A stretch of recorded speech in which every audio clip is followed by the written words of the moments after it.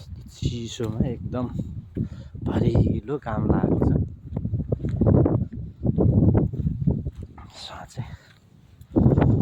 धेरै दिनपछि रुममा बस्दा आज निस्केको कति रमाइलो जस्तो महसुस भएको छ साँच्चै नै।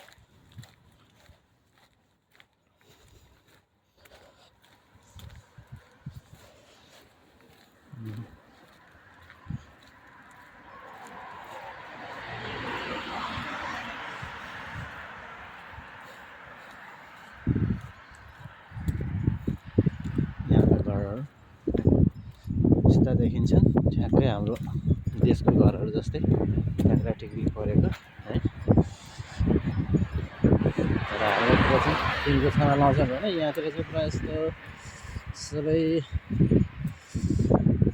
त्यो झिँगटी भन्छ कि हाम्रो नेपालतिर के त्यो टायल भनौँ, टायलको छाना लाउँछन् है। हाम्रो देशमा त नेपालमा त यस्तो लाउँदैन, अहिले यो प्रचलन हटाइसक्यो। तर युरोपतिर चाहिँ प्रायः जस्तो गरेर सबै यस्तै हुन्छन्, कुनै पनि फरक छैन।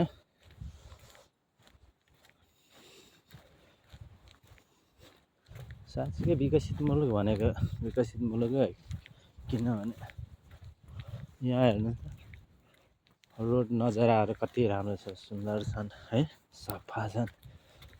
मान्छेमा जब चेतना आउँछ नि, यहाँ फोहोरदेखि लिएर हरेक कुराहरूको व्यवस्थापन गर्छ कि, किनभने मान्छे सचेत हुनु नै विकासको पहिलो नियम हो भन्छु म।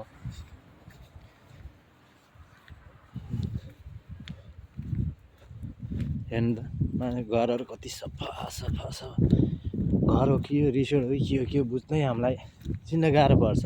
यहाँ मान्छेको घरहरू यस्ता बनाएर बसेका छन्, सरसफा त्यस्तै है। ओहो अलि यता हावापछि त अहिले त चिसो पो हुन थालेछ है। आम्मै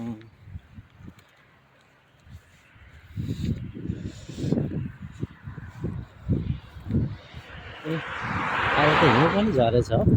त्यो डाँडामा हिउँ नझरेको धेरै भयो, 3-4 दिन अगाडि झरेको थियो, त्यहाँबाट फेरि सुकेको थियो, अहिले फेरि झरिसकेको छ त। हेर्नु त त्यो डाँडामा हिउँको डाँडा भएको छ है।